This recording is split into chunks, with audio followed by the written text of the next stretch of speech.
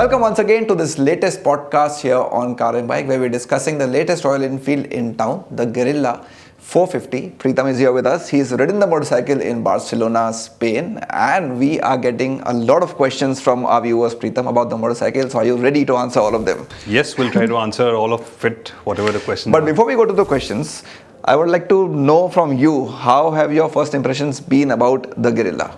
Quite a pleasant experience riding the Guerilla actually. It's a lighter, more compact version, although based on the Himalayan, but there are quite a few changes. It's a more accessible, lighter, more compact bike. So for someone who's looking at the Himalayan, there are two ways to look at it. The Himalayan is an adventure bike. This is not an adventure bike. This is primarily a roadster built for the street. So it's got a lower seat height, smaller front wheel. So that makes it easier to manage and lighter by 11 kgs. So a lot lighter than the Himalayan. A lot of discussion points that have been coming out. You mentioned the seat height and the ground clearance. Is that concerning for people who may be of taller height? I mean, who is this bike made for? Well, like I said, it's an accessible roadster, so it can fit anyone really. I mean, 780 mm seat height, and not just the seat also has a tapering front end. So Right. even if your inseam is challenged, so it doesn't feel even 780 mm because you can reach with your both feet firmly on the ground. My height is 5 feet 9 inches. I could flat feet both sides. So even if somebody who's 5'5", 5'6", shouldn't be a problem with the bike being accessible. Right. Another talking point has been the fuel tank. 11 liters capacity. People feel it's sort of, if you compare to the Himalayan, especially, you're getting a smaller fuel tank and you would require more frequent stops at the pumps. What's your take on it? Right. Fuel range is limited. The company says it's about, I think, 290 or 300 kilometer range. 11 liters is a little less, but that had to be, incorporated keeping in mind the design of the bike. And during our ride, which was roughly about 170 odd kilometers the whole day, I think the people at Royal Enfield, at least on 2 occasions, I saw them fill up the tank. So yes, range is something which you need to worry about, especially if you're going to use this bike for long distance touring. Although Royal Enfield is very clear, this is primarily a roadster meant for the street, not for long distance riding or long adventures. But if you do intend to go it, this bike is capable of doing it. But you have to keep in mind that the fuel tank range is limited, so you'll need to plan your... Right. It's not very limited also. Nobody rides for 300 kilometers in one go. Maybe 100, 150 kilometers, but you'll have to plan your fuel top-ups accordingly. Right. One more point that's got people talking about the Guerilla 450 are its front shockers. There are no USDs here. Primarily, is it because to keep the costs in check, or you think they fit in better on this motorcycle? Well, firstly, I would like to say that, there's a lot of perception about upside-down forks. Of course, they look very premium, look different. And in terms of handling also, the upside-down forks do give a little bit of more leverage or front-end stability. But these forks are also made by Showa. They have been made in conjunction with Showa. Royal Enfield engineers have worked together with the Showa forks and then designed them specifically for this motorcycle. So during our ride, I didn't feel anything which had me complain about the stability of the bike. Of course, putting USDs would have jacked up the prices further. It would not have been so affordable, maybe a little bit more expensive with upside-down forks. Right. And if there are other models, perhaps Royal Enfield will introduce upside-down forks.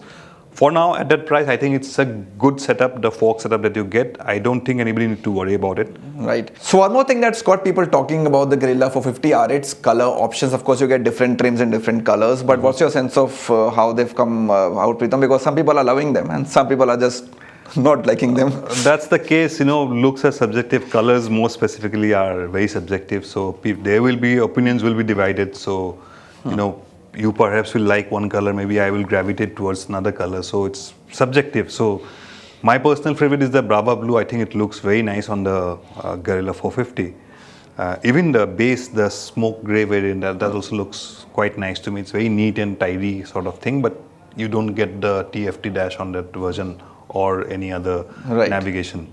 And talking about accessories on the Guerilla, we've seen a long list of them that are available. They look very usable and practical, but people are also commenting on the prices. They feel they're a bit overpriced. So first, how usable are they? Because you've seen them in person, and then a bit on the pricing. Can they be more affordable? Well, I think firstly, the accessories right now are divided into two kits which you get. One is the urban kit, one is the flat track kit. and you get several permutations, combinations, and the whole accessory lineup is not production ready. For example, the mirrors and even the fly screens, what the accessories guys at Royal Enfield have told us are not production ready yet, so they've been just used on those bikes at the launch to demonstrate that these are the kind of accessories that will be available. So the production version will be slightly different, and prices for those mirrors, the bar and mirrors, will be different. Right now they've used the other existing accessories, but I think the prices are not that high in my opinion. They are quite okay. Considering the kind of kit, brushed aluminum some guard will cost you something. Brushed aluminum radiator guard will be expensive. You get good quality sturdy material, you'll have to pay slightly, and it's not like frightfully expensive also, right? So I think the pricing is on point. Could it have been cheaper? Yes, for the customer point of view, yes. Maybe slightly cheaper is good, always good for the customer, but I don't think they're exorbitantly priced as well. Some comments on the chassis of the motorcycle, how different is it from the Himalayan, and reliability also is a concern looking at what's happened with the motorcycle in the past.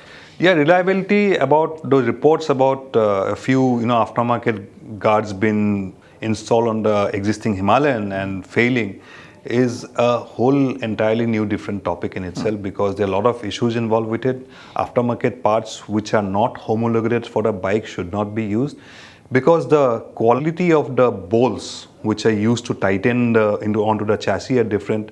The torque rating is different. So if you over tighten it, if you hit, if in case of a crash or something, it could damage the chassis. So it's always better to go with actual homologated parts, accessories for the motorcycle, rather than going for aftermarket, which could be anything for that matter.